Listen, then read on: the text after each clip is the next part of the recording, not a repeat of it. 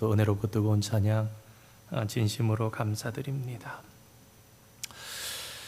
아는 만큼 보이고 보이는 만큼 느낀다, 그런 말이 있습니다.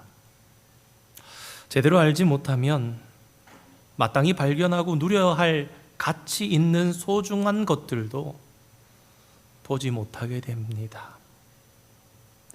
가끔 기회가 잦지는 않지만 미술관을 가볼 때가 있습니다. 세계적인 화가들의 손끝에서 그려져 나온 탁월한 작품들이 벽에 걸려서 전시되어 있습니다. 그런데 때때로 아무리 봐도 이게 왜 세계적인 수준의 그림인지 안 느껴질 때가 있습니다. 또 어떤 작품들은 그냥 물감을 그냥 막 뿌려놓은 것 같은, 선 몇 개, 색깔도 몇 가지 안 되는 그런 그림을 볼 때면 속으로 그런 마음이 들 때가 있습니다. 야, 이거는 나도 비슷하게 그릴 수 있을 것 같은데 이게 몇십억이라고. 왜 그렇습니까? 그림에 대해 잘 몰라서 그런 것입니다. 안다면 그 가치를 알 건데, 그 작품이 어떻게 심려를 기울이신 건지 알 건데 말입니다. 재정적인 어려움 때문에 러시아는 알래스카 땅을 헐값에 미국에 넘기게 되었습니다. 소련이 왜 알래스카를 팔아넘겼는지, 또 잘못된 정보를 전하면 안 되니까 좀 찾아서 조사해서 한번 간추려 봤습니다. 남진 정책을 벌이던 제정 러시아는 1853년 크림 전쟁에서 패전한 이후에 많은 빚을 지고 있었다. 재정 문제 해결을 위한 현찰이 필요했고, 또 해양 대국이었던 영국이 캐나다에 인접해 있었던 알래스카를 언제 무력으로 점령할지 모른다는 염려가 겹친 러시아의 황제였던 차르 알렉산더 2세는 이 땅을 미국에 팔기로 결정했다. 밀고 당기는 협상 끝에 그해 3월 30일 새벽 두 나라는 알래스카 60만 평방 마일을 720만 달러에 매각한다는 계약서에 사인을 했다. 이 계산을 해보니까요, 1에이커에 2센트였습니다. 1에이커 땅에 2센트가 당시에 굉장히 싸잖아요, 지금 생각하면. 하지만 당시 미국 국민들마저 이것을 바보 같은 짓이라고 여겼다. 쓸모없는 얼음 땅덩어리에 거금을 퍼부었다며 알래스카를 단물 빠진 오렌지에 비유했다. 그런데 천덕꾸러기 취급을 받았던 알래스카가 화려한 백조로 부상하기까지는 그리 오랜 시간이 걸리지 않았다. 약 40년 후 유콘강 기슭에서 금광이 발견되며 골드러시가 시작되었다. 또 세계 제2차 대전 이후에 미국과 소련의 냉전 체제가 시작되자 알래스카에 미사일이 배치되면서 그 땅은 전략적인 요충지가 되었다. 헐값에 이를 넘긴 소련 정부는 그제서야 이를 갈았다. 1950년대 시작된 석유 탐사는 알래스카 프루도에서 대형 유전을 발견하며 미국을 석유 매장량 세계 3위의 국가로 만들었다. 오로라를 찾는 관광객들, 석탄과 구리광산, 목재와 천연가스 등 천혜의 자원을 지닌 알래스카는 이제 무엇과도 바꿀 수 없는 미국의 보물이 되었다. 러시아가 왜 이렇게 어처구니 없는 행동을 했던 것일까요?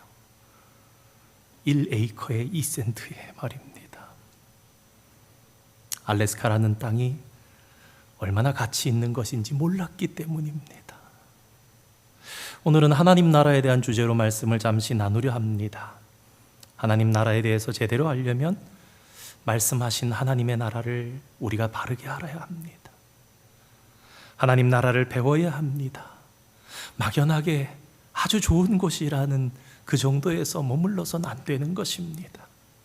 하나님의 나라도 아는 만큼 그 가치를 발견할 수 있기 때문입니다. 신약 성경 전체를 관통하는 핵심 주제가 하나님의 나라입니다. 마태, 마가, 누가복음, 요한복음, 사복음서의 중심 주제가 하나님의 나라라는 데에는요, 신학자들 사이에 이견이 전혀 없습니다. 확실하다는 것입니다. 더 나아가서 사도행전과 서신서, 요한계시록에서도 하나님 나라의 교훈은 지배적인 중심 주제를 이루고 있습니다. 심지어 구약 성경까지도. 물론 구약 성경에는 하나님의 나라라는 단어가 직접적으로 등장하지는 않지만 하나님께서 다스리신다, 여호와가 통치하신다라는 주제를 반복해서 강조함으로써 사실은 하나님의 나라를 힘주어 강조하고 있습니다. 다시 말해 성경은 신약과 구약 모두 하나님 나라를 향해서 집중하고 관통하고 있다는 것입니다. 그렇다면 왜 성경은 이렇게 성경 전체를 관통하는 주제로 하나님의 나라를 강조하는 것일까요?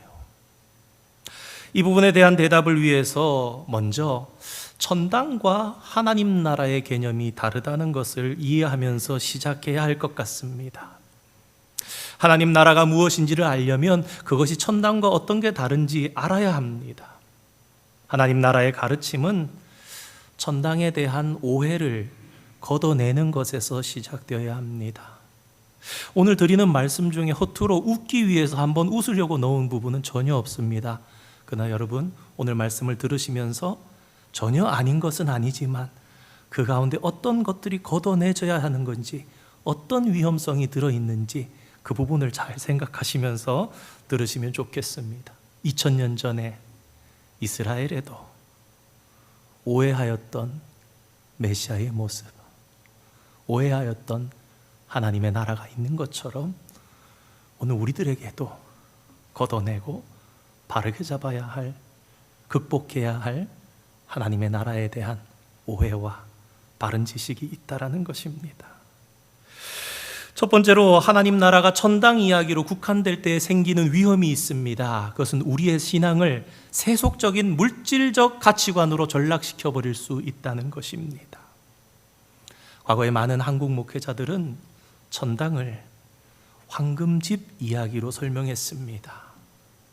교회에서 배운 천당은 쉬운 말로 죽어서 가는 황금집이었습니다. 하지만 아무나 천당에서 황금집에 거주하는 것이 아닙니다. 하나님 나라에 들어간 성도들 중 아주 특별한 부류의 사람들에게 그곳에 귀거할 수 있는, 거주할 수 있는 영예가 주어집니다. 대신에 이 세상에서 제대로 믿음 생활을 하지 못한 사람은 천당은 갈 수 있어도 그곳에서 후미진 초가집 같은 곳에서 생활하게 된다는 것을 기억해야 합니다. 하늘의 3층 천을 다녀왔던 사도 바울이 이렇게 증언했습니다. 우리 고린도전서 3장 12절에서 15절 말씀, 제가 한 절, 여러분이 한 절 함께 한번 읽어보겠습니다. 만일 누구든지 금이나 은이나 보석이나 나무나 풀이나 지푸로 이터 위에 세우면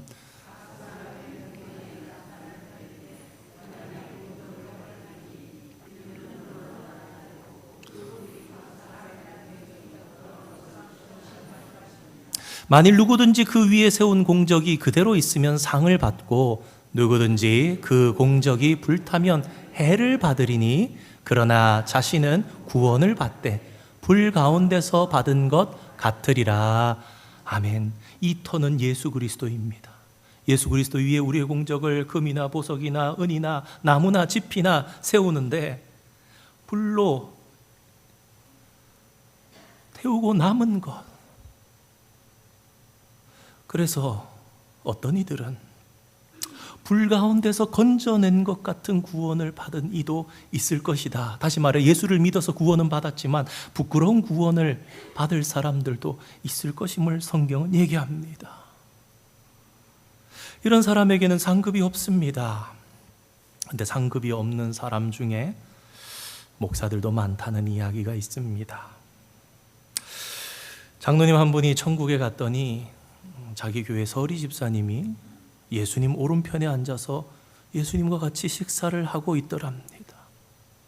그런데 자기는 베드로 사도에 의해서 그 식탁의 맨 끝자리로 밀려나서 앉게 되었습니다. 베드로 사도를 위해서 항의를 했더니 베드로가 이렇게 말합니다. 저기 저 집사님은 이 땅에서 신앙생활하면서 차량 봉사 활동하면서 새벽마다 수요예배, 주일예배, 한국에는 차량 운행을 하거든요.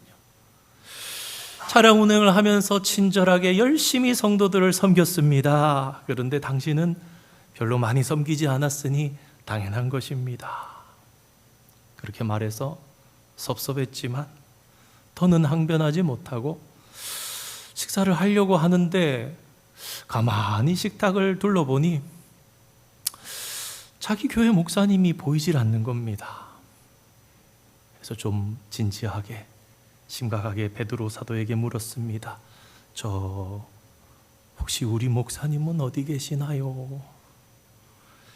혹시 천당에 못 오신 거는 아닌지요? 그랬더니 베드로가 이렇게 대답합니다. 물론 그분도 왔지요. 그런데 지금 배달 나갔습니다. 세상에 사는 동안에 목회자로 너무 성도들의 대접만 받고 살고 잘 섬기지는 못해서 천국에 갔더니 배달 나갔더라. 풍자이기는 하지만 저는 종종 생각해보는, 꼭 이 이야기를 생각하진 않지만 하나님 사랑의 빛만 늘어나고 참되게 섬기는 기회들이 많지 않은데 부끄러운 인생이 될까 두렵습니다. 그런 생각들을 해봅니다. 이런 이야기는 천국에서도 사람들을 대우할 때에 차등이 있다는 것이 그 밑바탕에 깔려 있습니다. 천국에도 차등이 있다면 더 나은 대접을 받기 위해서 열심히 신앙생활을 권면해야 할 것입니다. 이것이 종말론과 관련해서 한국교회 강단에서 종종 행해져 왔던 설교의 레파토리이기도 했습니다. 하지만 이런 천당 이야기는 예수를 믿는 목적과 결과가 다분하게 복을 받아 누리는 것에 있다는 그런 잘못된 가치관을 성도들에게 형성할 수 있습니다. 이 세상을 사는 동안에 예수님을 제대로 잘 믿은 성도들은 큰 축복을 받아 누리게 된다는 것이며, 혹시라도 이 세상에서 그 복이 주어지지 않는다면 다음 세상, 다시 말해서 천당에서는 반드시 그 대가가 지불된다는 메시지로 위안을 주기 위한 것입니다. 그러나 성도 여러분, 성경이 하나님의 나라를 핵심적인 교훈으로 가르치는 이유는 물질적인 복을 얻게 해주는 것 정도에 있는 것이 결코 아니라는 것을 우리는 기억해야 합니다. 두 번째로, 하나님 나라가 천당으로 둔갑해버릴 때 생기는 위험은 이원론적인 가치관에 따른 종말론으로 우리의 종말론이 둔갑될 수 있다는 것입니다. 이원론이라는 것은 그렇게 어려운 것이 아닙니다. 두 가지 세상을 얘기하죠. 우리가 사는 이 세상이 한 줄기 빛도 발견할 수 없을 만큼 어두운 곳이라는 곳에서, 그 전제에서 시작되는 것이 이원론입니다. 우리가 사는 현재가 악이 지배하는 세상이기 때문에 다음 세상을 소망해야 한다 강하게 주장합니다. 그런데 이러한 종말론의 문제점은 현재를 지나치게 염세적으로 바라보기에 현실적인 책임을 잊어버리고 사는 문제가 있습니다.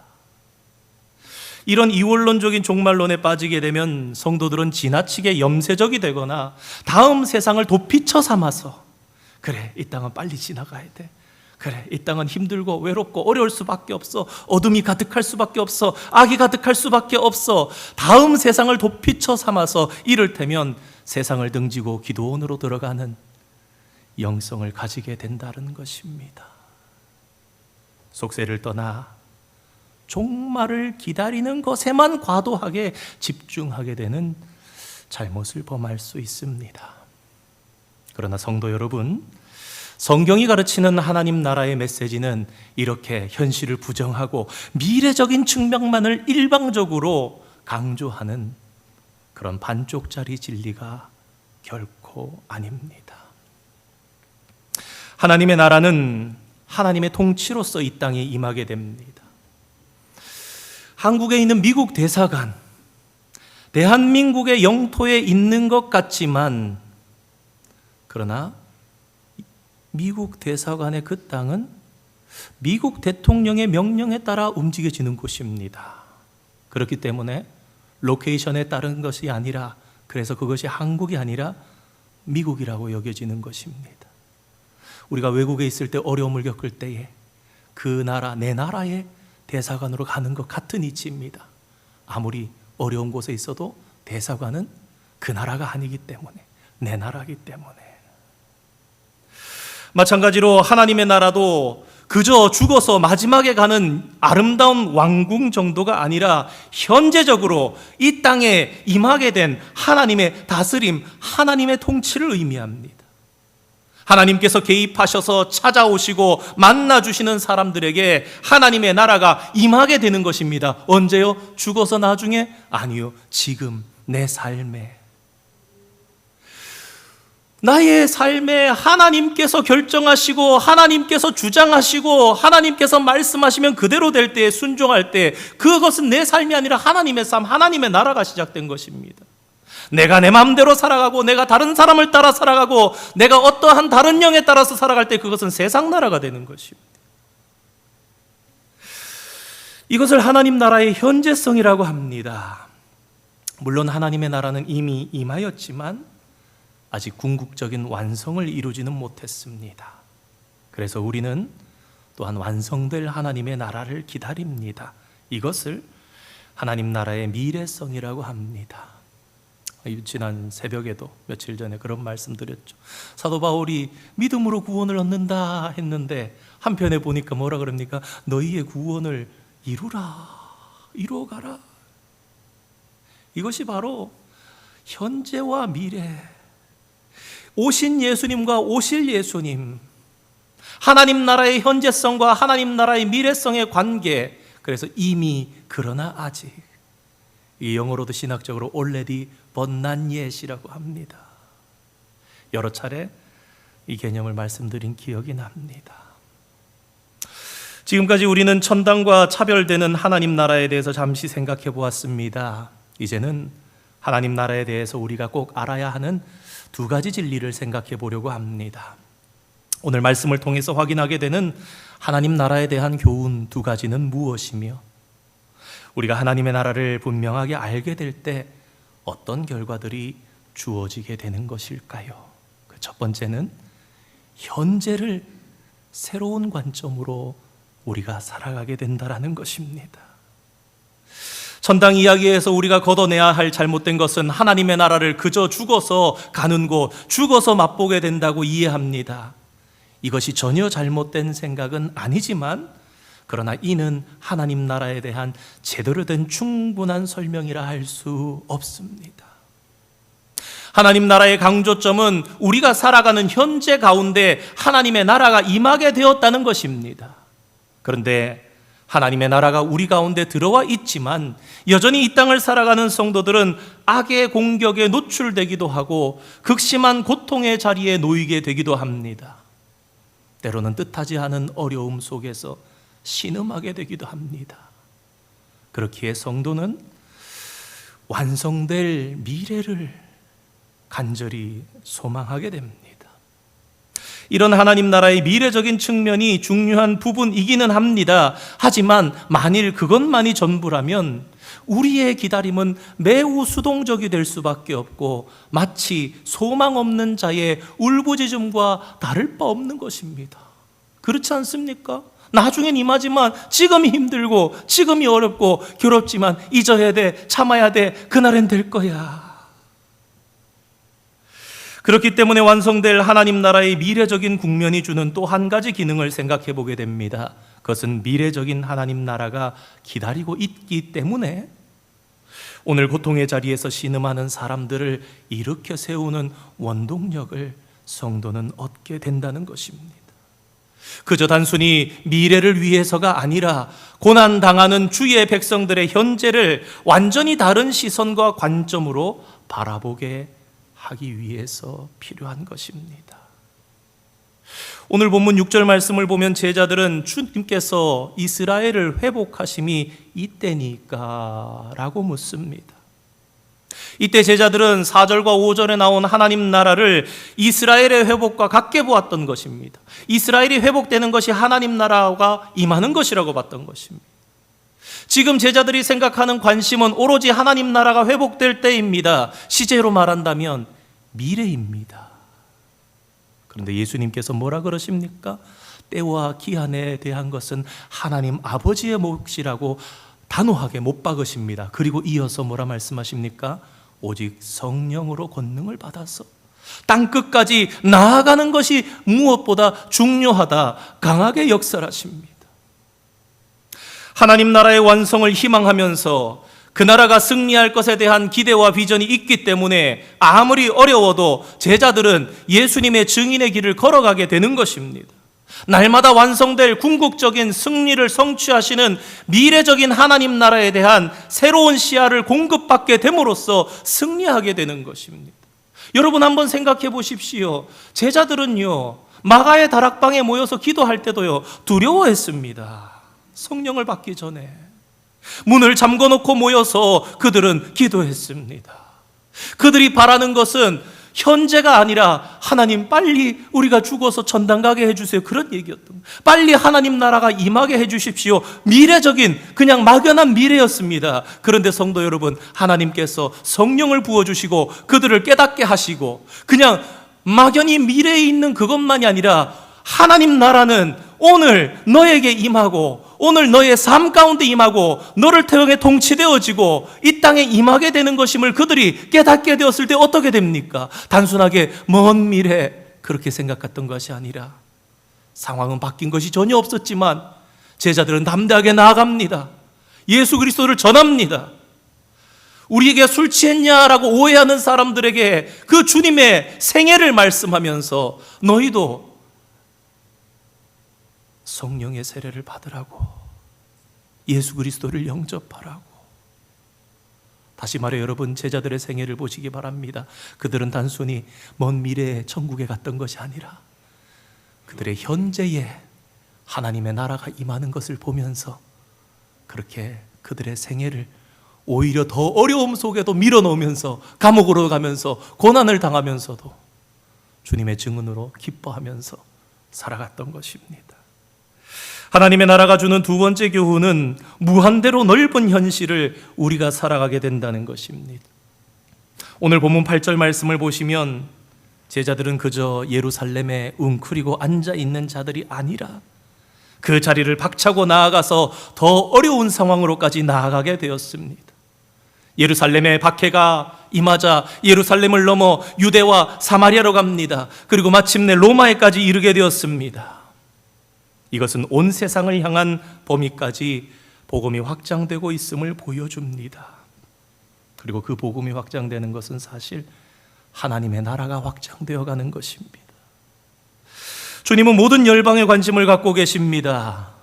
우리 주님이 땅끝까지 나아가 영혼들을 품에 안기를 원하시는 분이구나 하는 사실을 알게 될 때에 좁은 개념의 구원은 무너지게 되어 있습니다. 오늘날 이 시대의 성도들의 문제는 구원과 삶의 현실이 너무 좁고 편협하다라는 것입니다. 나와 내 가족을 잘 넘어서지 못합니다. 그저 예수님을 믿어서 내 현실의 문제를 해결받고 내면 세계를 치유받고 남들보다 조금 더 잘 사는 생활을 하는 것에 많은 집중을 하면서 살지는 않습니까? 구원은 내 영혼이 영원 구원받은 그것 정도로, 신앙생활은 고작 내 교회 그 하나 안에 있는 것처럼 그것을 넘어서지 못하는. 목사님 한 분이 이런 말을 남겼습니다. 우리가 예수님을 알게 되었다는 것은 이 세상이 전부인 줄 알고 살아가던 나를 그분의 나라에 초대하셔서 새로이 시작된 다른 세계, 새 시대에 들어가게 하셨다는 것을 보게 되었다는 의미입니다. 예수님은 내 죄를 사하신 분, 나를 천국 가게 하신 분을 넘어서 나 같은 사람이 하나님 나라에 속해서 그분의 다스림을 받도록, 나 같은 사람이 새로운 세계를 꿈꾸며 살아갈 수 있도록 하시는 분입니다. 주님을 알고 하나님의 나라를 바로 알 때에 내 생활과 내 교회를 넘어서 우리는 우주적인 교회의 성도로 생활하게 되는 것입니다. 오늘 장로님 기도하신 것처럼 봉사하고 섬기며 헌신하는 일 열심히 하는 것 좋지만 우리 PCUSA 교단의 우리 신앙 고백처럼 인종과 문화와 차별을 넘어서 우리가 고백하는 복음은 하나님께서 우리를 통해서 원하시는 신앙과 삶은, 복음 진리 전파는 우리 교회에 국한된 것도 아니고 나와 내 가족에 국한된 것도 아니라는 겁니다. 그 정도 때문에 저와 여러분을 부르지 않으셨다라는 겁니다. 현재 세상 속에서 너희들 이민자냐, 너희들 문화와 언어적으로 한계가 있냐, 그러나 하나님은 위대하다 계속 말씀하세요. 한계를 넘어서게 하시는 성령의 역사, 하나님의 도우심, 깨닫게 하심. 요즘 우리 교단 안에서 계속해서 몇 년째 고민하고 있는 것이 한계적인 이민 생활 가운데 한인들의 그 속에서 최근 들어 이제 1, 2년 사이에 저희들이 한국의 이제 리서치 그룹에 굉장히 유능한 분이 우리 교단 안에서 또 이렇게 일을 하고 계셔서 여러분들이 생각하시는 것보다 훨씬 더 데이터적으로 수백 개, 한국엔 수만의 교회들의 데이터들이 연령별로 또 그 코로나 시대 이전 이후로 최근 들어 1, 2년 사이에 모든 것들이 취합되면서 우리 목회자들에게 제공되고 있습니다. 그 안에서 많은 고민들을 하고 있어요. 미국의 현재는요, 이민이 거의 트럼프 1, 2기에 중단되었기 때문에 82%의 교회들이 진짜 몇 군데 되지 않습니다. LA도 그렇고 뉴욕, 뉴저지, 버지니아 거의 다 지금 무너져 내리고 있습니다. 몇 군데 애틀란타, 텍사스, 몇 군데 안 되는 몇몇 지역들, 디트로이트, 이런 지역들에 수평 이동하는 데에서만 젊은이들이 많이 있고 정말 나머지 많은 교회들이 그 가운데 우리가 힘써야 할 것이 무엇이고 우리가 회복해야 될 것이 무엇인가, 그걸 고민을 하고 있습니다. 그러면서 최근 들어서 이제 집중하게 되는 것 중에 하나가 한인 교회로서의 사명도 중요하지만 또한 이대로 계속 간다면 우리가 한계를 넘어서 나 한 사람이 그리스도인으로 힘써야 할 부분, 우리 몇 사람이 우리 교회가 그리스도를 위해서 힘써야 할 부분은 무엇인가, 그것도 고민하면서 기도하며 힘써야 하지 않겠습니까? 앞으로 계속해서 우리 당회도 그렇고 또 말씀을 나누면서 조금씩 또 여러분들과 나누고 기도하기를 원합니다.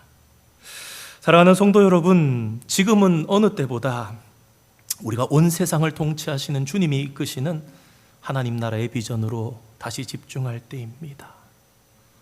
나 중심적인 이기주의의 개인주의, 이기적인 개인주의가 아니라 보다 넓은 이웃을 향해 우리의 신앙이, 우리의 삶이 나아가야 할 때입니다. 이 시대를 지배하는 오늘날의 정신은 배제의 정신입니다. 개인화입니다. 그것을 본받는 것이 아니라 포용의 십자가 정신으로 나아가야, 그렇게 될 수 있는 길이 내 힘쓰므로가 아니라 예수님을 알고 바른 하나님의 나라를 알 때라는 것.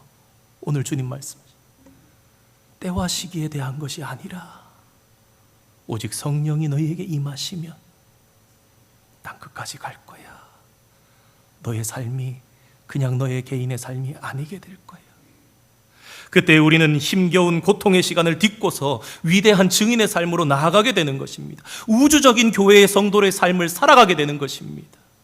여전히 두려움 가운데 있었던 제자들이 성령을 받은 후에 위대한 증인의 삶을 살았던 것처럼, 여러분, 아브라함 한 사람이요, 언어와 민족과 문화가 다른 가나안 땅에 와서 주님과 함께 살 때에 그 땅의 부족은요, 아브라함이 하나님의 선지자인 줄 알았습니다.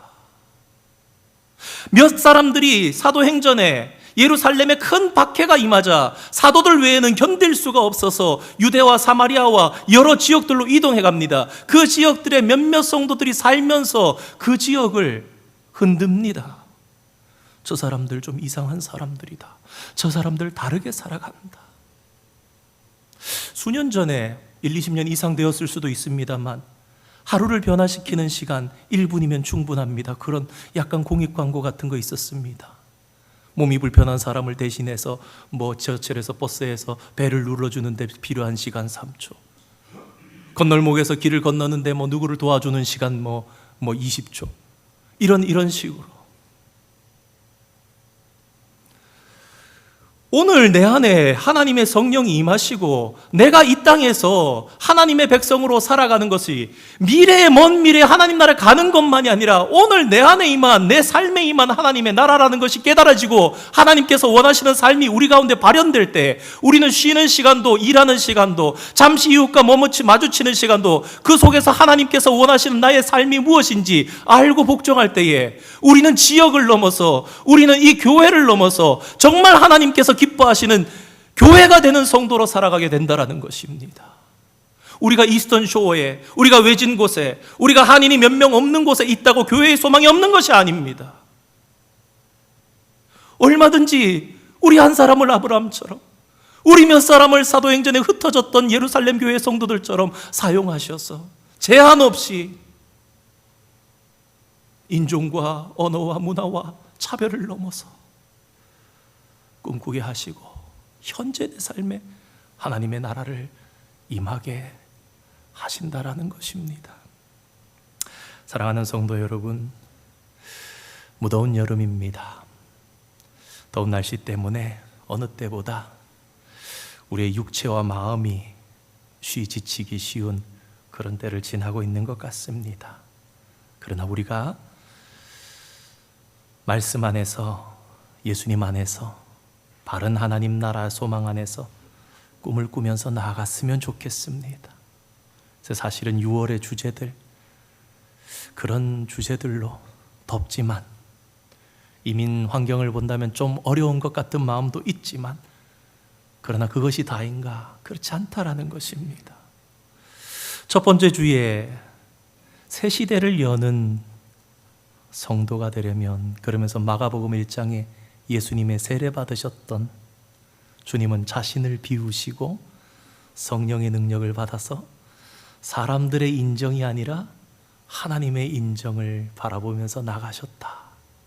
우리도 주님처럼 나를 비우고 성령의 능력을 받아서 사람들의 칭찬을 기뻐하는 것이 아니라 하나님의 인정을 바라보면서 나갈 때에 우리도 주님처럼 새 시대를 여는 그런 일꾼, 그런 성도가 될 수 있을 것이다 말씀드렸습니다.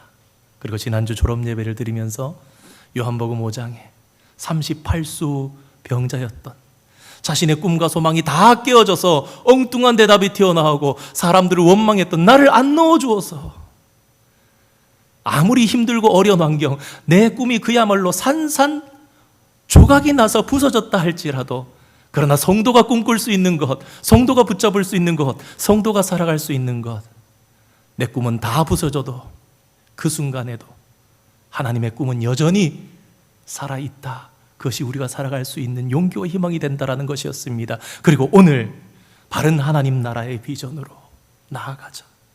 하나님 나라는 먼 미래에만 있는 것이 아니라 현재 오늘 내 삶 속에 성령의 능력 속에 우리가 내 힘과 한계가 아니라 하나님의 한량 없으신, 성령의 제한 없으신 그 속에서 내 가치관을 마음껏 사용하시도록, 내 삶을 마음껏 사용하시도록, 크고 번뜩번뜩 빛나는 것이 아니라 작고 작은 속에서 내가 주님을 위해서 살아갈 때에 숨쉬는 작은 한순간도 하나님 나라를 임하게 하고 이루게 하는, 내게로부터 시선을 돌려서 우리가 하나님을 바라볼 때에 하나님의 시선과 하나님의 관점으로 바꾸어 주셔서 먼 미래뿐만 아니라 오늘 내 삶 속에서 하나님은 더 폭넓은, 아주 폭넓은 세계를 꿈꾸면서 세계 구석구석의 선교사들과 은밀한 제목들까지도 품으면서 기도하며 하나님 나라를 확장해 나가는 그런 증인의 삶 살아가도록 해주실 것입니다. 단순히 오늘 말씀으로 잠시 바꿔 지나시는 것이 아니라 이 6월 첫째 주, 둘째 주, 셋째 주 이 말씀들을 묵상하시며 휴가도 보내시고 더 폭넓게 하나님, 제가 제안했던 부분은 없습니까? 하나님, 넓어지게 해주십시오. 깊어지게 해주십시오. 달라지게 해주십시오. 먼 미래 천국 가는 것이 아니라 오늘 내게 주신 이 삶을 귀하고 보석같이 살아가게 해주십시오. 그렇게 꿈꾸며 나아가는 저와 여러분이 다 될 수 있기를 주님의 이름으로 축원드립니다. 함께 기도하겠습니다. 거룩한